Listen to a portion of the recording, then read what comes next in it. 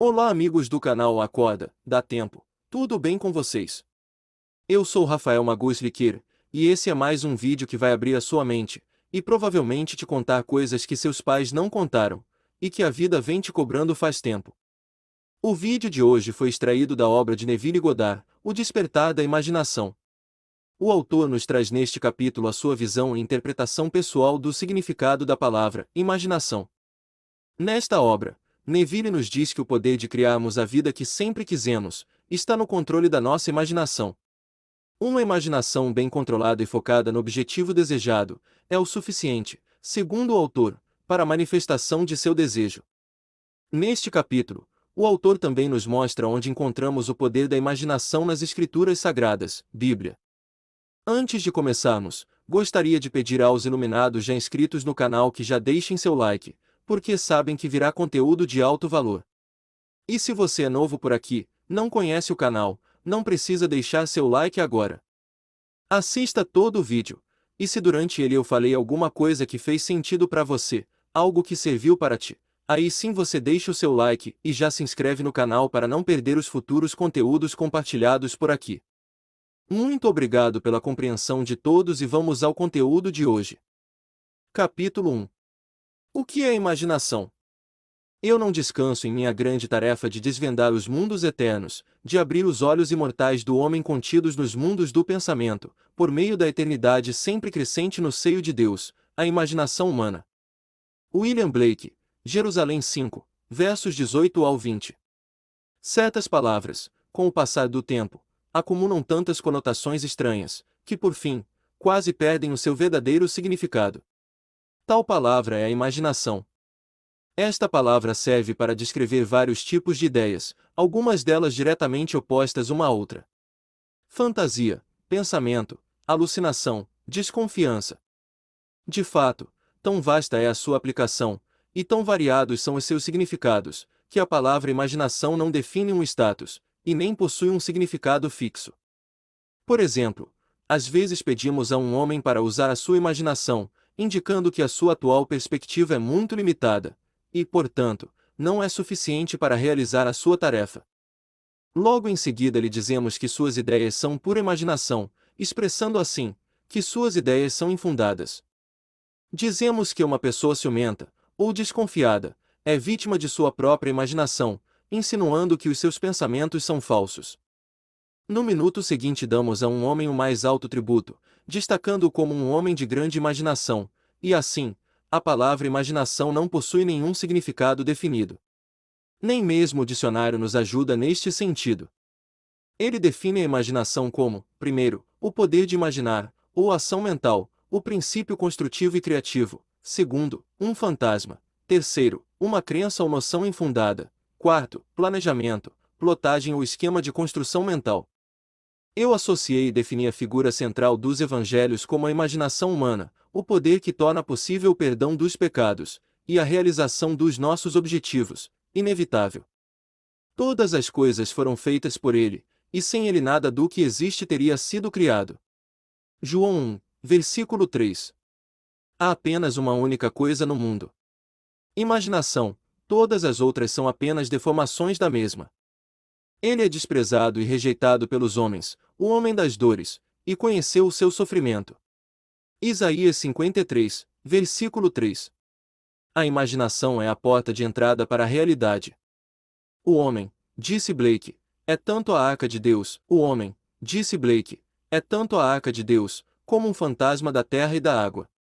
Naturalmente, ele é apenas um órgão natural sujeito aos sentidos. O corpo eterno do homem é a imaginação, ela é o próprio Deus em si, o corpo divino. Jesus, nós somos seus membros e eu não conheço melhor e mais verdadeira definição de imaginação que a de Blake. Através da imaginação, nós temos o poder de sermos qualquer coisa que desejamos ser. Através da imaginação, podemos desarmar e transformar a violência do mundo.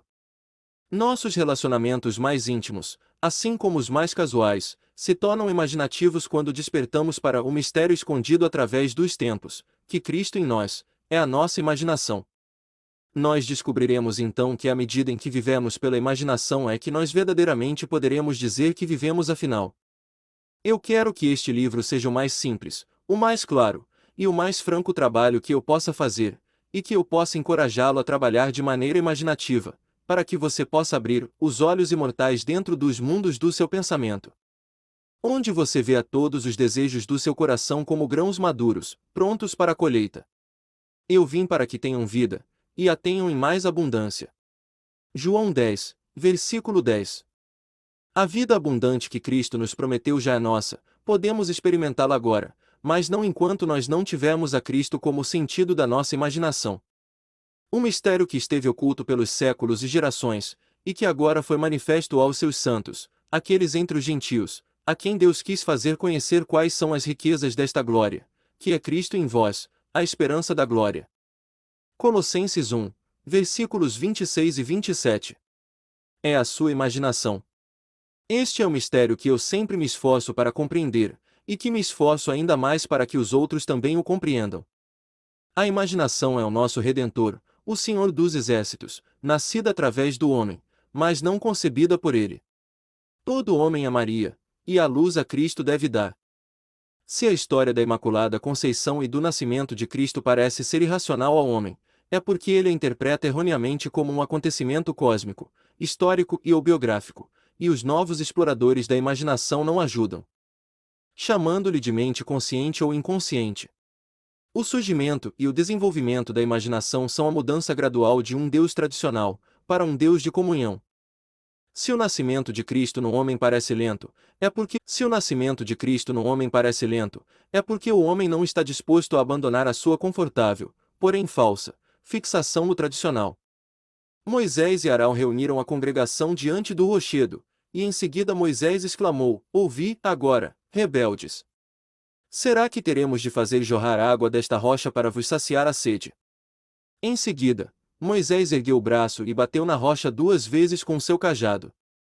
Imediatamente dela jorrou água potável, e saciou a sede de todo o povo e seus rebanhos. Números 20, versículos 10 e 11. Quando a imaginação foi descoberta como o primeiro princípio da religião, a pedra do entendimento literal sentirá o toque da vara de Moisés, e como a pedra no deserto de Zin, jorrará a água do significado psicológico para saciar a sede da humanidade, e todos os que beberem do cálice oferecido e viverem uma vida de acordo com esta verdade, irão transformar a água do significado psicológico no vinho do perdão. Então, como o bom samaritano, eles irão derramá-lo sobre todas as feridas. O Filho de Deus não deve ser encontrado na história, e nem em qualquer forma externa. Ele só deverá ser achado como a imaginação daquele em quem a sua presença se torna manifesta. Fosse tu uma manjedoura para o seu nascimento, Deus mais uma vez se faria uma criança na terra. Ângelus Silesius, poeta do século XVII. O homem é o jardim onde dorme o Filho unigênito de Deus. Ele desperta este Filho elevando a sua imaginação aos céus, cobrindo aos homens a altura divina. Nós devemos seguir imaginando mais do que o melhor que conhecemos. No momento em que o homem despertar para a sua vida imaginativa, ele deve realizar o teste para a sua filiação. Pai, revele o teu Filho em mim. James Montgomery. Isto agrada a Deus, quem me separou do ventre de minha mãe, e me chamou pela sua graça. Gálatas 1, versículo 15. O teste supremo de filiação é o perdão dos pecados. O teste que sua imaginação é Jesus Cristo, o Filho de Deus, é sua capacidade de perdoar o pecado. Pecado significa perder a marca em sua vida, estar aquém do seu ideal, não conseguir alcançar os seus objetivos. O perdão significa a identificação do homem com o seu ideal, ou seu objetivo na vida. Esta é a função do despertar da imaginação, o seu supremo triunfo, pois ele testa a capacidade do homem de adentrar e comungar com a natureza oposta do seu estado. Que diga o fraco: eu sou forte. Jó 3, versículo 10. Racionalmente, isto é impossível. Somente uma imaginação despertada pode adentrar e comungar com a natureza do seu oposto. Esta concepção de Jesus Cristo ser a imaginação humana levanta uma série de questões fundamentais. Seria a imaginação um poder suficiente, não só para permitir-me assumir que eu sou forte, mas também um poder que me torne capaz de executar tal ideia? Suponha que eu desejo estar em algum outro lugar ou em alguma outra situação. Poderia eu, imaginando-me em tal estado ou lugar, alcançar a sua realização física? Suponha que eu não possa pagar por uma viagem e suponha que o meu atual estado social e financeiro se opõe a essa ideia que eu quero realizar. A imaginação sozinha seria suficiente para realizar esse desejo. A imaginação compreende a razão. Por essa razão quero dizer deduções a partir das observações dos sentidos. Ela compreende o mundo dos fatos externos. Nos meios práticos da vida cotidiana, seria a imaginação um guia completo para o comportamento. Suponha que eu seja capaz de agir continuamente com a minha imaginação, ou seja, suponha que eu sou capaz de manter o sentimento de ter o meu desejo realizado, minha suposição se manifestaria em um fato. E, se ela se manifestasse em um fato, devo eu considerar que minhas ações durante o período de premeditação foram razoáveis. Minha imaginação é uma energia suficiente, não só para assumir o sentimento do desejo realizado, mas também é por si só capaz de encarnar uma ideia. Depois de assumir que eu já sou o que eu quero ser, devo eu continuamente me guiar por ideias e ações razoáveis para o cumprimento da minha suposição. A experiência me convenceu que, uma suposição, mesmo que falsa, se for mantida, resultará em um fato, e que a imaginação contínua é suficiente para todas as coisas, e todos os meus planos e ações racionais nunca compensaram a minha falta de imaginação contínua. Pois, não é verdade que os ensinamentos dos evangelhos só podem ser compreendidos no âmbito da fé. E que o Filho de Deus está buscando sinais de fé nas pessoas a todo momento, ou seja, a fé em sua própria imaginação.